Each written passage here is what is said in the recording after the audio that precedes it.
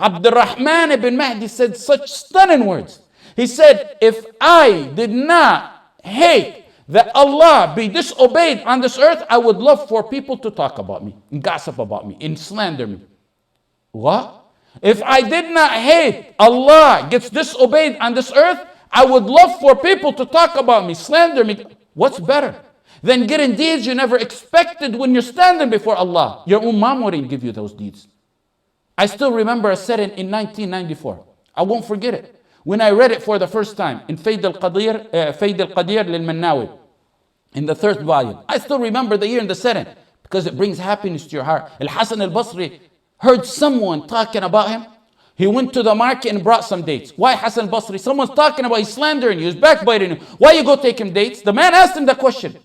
He said, I'm going to give you, you gave me something, you gave me your deeds, I'm going to give you something in return. I'm going to add to that. Al-Hasan al-Basri should have told him, and what you gave me is nothing compared to what I gave you. Some people like to give their Ramadans away, their night of Laylat al-Qadr, their Hajj away. Listen to this story. This dream. A brother and a sister, blood brother and a sister went to Hajj. The brother left his wife behind. She wanted to stay behind. She has a lot of kids, so she stayed behind at home. During the Hajj, the brother and sister were walking, possibly in Mina or someplace, and the brother said, let me just quickly buy this item for my wife, a gift or something he's seen. The sister was in a rush.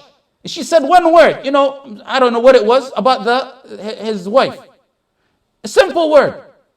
The wife in her country seen a dream. The one that didn't go to Hajj. She seen a dream that her sister-in-law gave her Hajj as a present. She called the Shaykh up. Shaykh, I had this very weird dream. My sister-in-law, they weren't even on bad terms. They were on good terms. It's just the word she let out.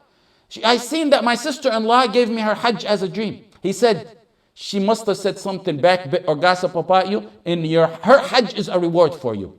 That's what you're going to end up getting. When her sister-in-law returned, she told her the dream. They were in very good terms. And the sister-in-law admitted it and apologized and asked her for forgiveness. One word. She was going to, and they were on good terms. She was going to give the entire Hajj to her for that. Imagine sentences and articles and constant harassments and years of feuding. Imagine that, how much reward they're going to lose. Speaking about Muslims in a bad way is not an easy game, wallahi. I'm going to tell you, maybe decades worth of deeds to compensate for a few words you said about a Muslim.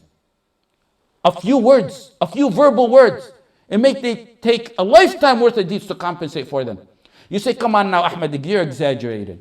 Come on, what's this? You're basing this on dreams? I say, I don't base it on dreams, but take it from the perspective of the harm you inflict on Muslims. Aisha, and take it more so from this hadith.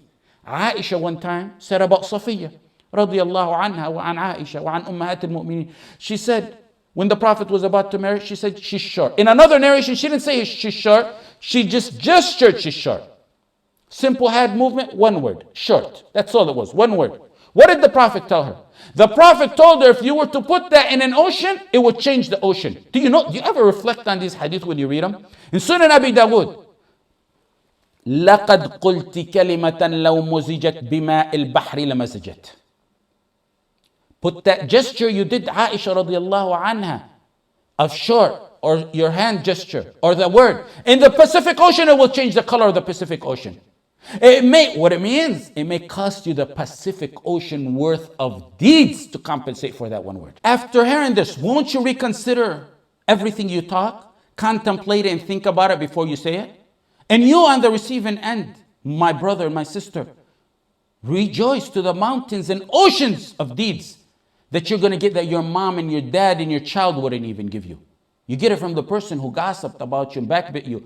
You see those after Taraweeh, they get together and they bring one Muslim after another, slandering and backbiting. They start with the Imam and the guy to their right and the guy to their left, and they sit and laugh, and then they get into politics and slander. They slander men whose souls are possibly now in green birds or on their way to becoming in green birds. And then what happens to all their deeds? At that Taraweeh, that Qiyam, they gave it a gift to people. Not that one night only, but possibly for years, they're going to give it as a gift to someone. When they told Aisha, there's people who speak ill about Abu Bakr and Umar after their death, she said, Allah subhanahu wa ta'ala cut their deeds. Their deeds stopped. When you die, your deeds stopped. This is one of the means that Allah wanted to extend more deeds to them.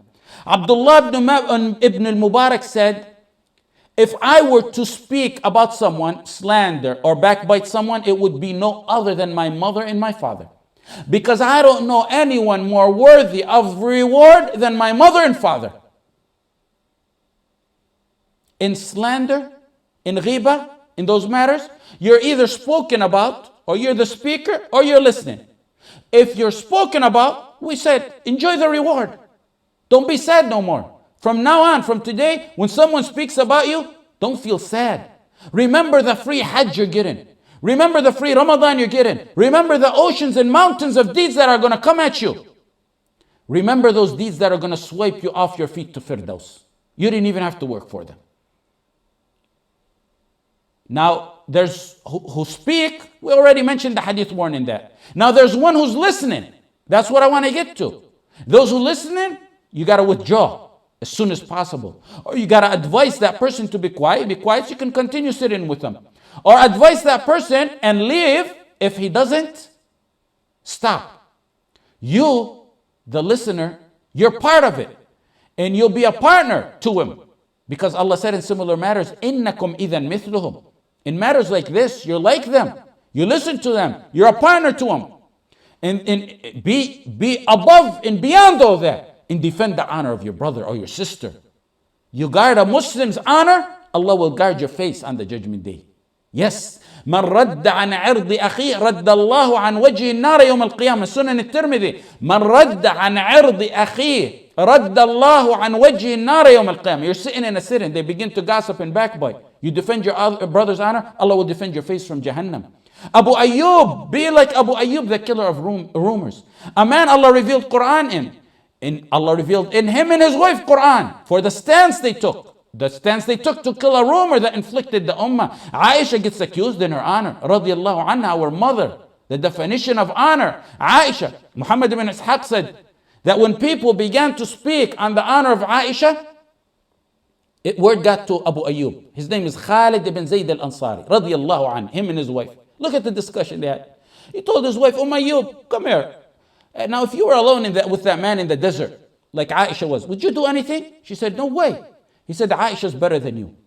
She wouldn't have done anything. End of discussion, they killed the rumor. She didn't say, oh, but Aisha's younger and Aisha's more better looking. And it's, but I don't believe, but it's a possibility. No, it's done. Aisha would have never done it. Allah revealed in the honor of Abu Ayyub and his wife, لولا إذ سمعتموه ظن المؤمنون والمؤمنات بأنفسهم خيرا وقالوا هذا إفك مبين. When you heard it, when you heard the slander, believer men and women think good. Number one, think good. ظن المؤمنون والمؤمنات بأنفسهم خيرا. And then they say, this is the obvious lie. Whenever you hear something about your Muslim brother or sister, rumors, slanders, with nothing to back them up, tell them you're a liar. This is an obvious lie. Be quiet. You can do it in a good way. Just be quiet. Let them be quiet. Stop the rumor. Kill it. Don't pass it on. The verse says two things. Dhanna. Think good. Internally. Internally, you think good, number one. You don't say, I believe it, but I'm not going to say nothing. Internally, you think good. Number two, هذا إفك مبين. Take the step further and say, this is a sheer lie. You're a liar. Just because something was said, it doesn't give you the right to pass it on. Be the one who kills the rumor. So, if you're a listener, stop those who backbite and slander and harm Muslims. Because the one who gossips and backbites, do you ever see anyone gossip and slander to himself? If me and you and him and all the other brothers and the sisters, don't listen. He's not going to sit in his room and gossip and backbite. And rest assured, those who bring you the news of what was said about others or what's going on about others, it's only the one who spoke in ghiba and slander, the one who brought you the news in namima, and he's a qattat. لا يدخل الجنة قتات. The one who conveys the news of what's going on. That's an ammam and a qattat. Don't think those who do that namima confide in you. You might enjoy it it's only a matter of time. You're enjoying it. He's talking about others. But it's going to be a matter of time before they turn and start talking about you to others. The one who spoke about you originally, backbit you, he was shooting blanks. He missed you. Since it didn't hit your heart, you didn't hear about it, you'll get the reward. But it didn't hurt you in this life because you didn't know about it. The one who brought you what was said about you is like someone taking the gun of that person and helping him aim. So it'll pierce your heart. Both are worse than each other. Yahya ibn Kathir said, those who spread the rumors and the words of others and gossip and slander, in moments what they do, they're more evil than what black magicians do in years. Imam Ahmad went to visit a man who was sick. He asked the man who was sick, did the doctor come check up on you? The man said, yes, he's been sick for a while. So Imam Ahmad said, well, who checked up on you? He named the doctor, the ill person named the doctor. Imam Ahmad said, try this other doctor. On the spot, Imam Ahmad said, Astaghfirullah al-Azim. I just did ghiba. Just because he preferred a doctor over another, it was in a way, he deemed it, because of the high standards he holds his tongue accountable to, he deemed it that he was talking about the other doctor. Whenever you want to speak ill of a Muslim, remember your own mistakes. People are flooded in mistakes up to their heads, but they want to talk about others. Put yourself in the shoes of the other person, how he's going to feel when you talk ill about him or her. Finally, some say, I want to repent.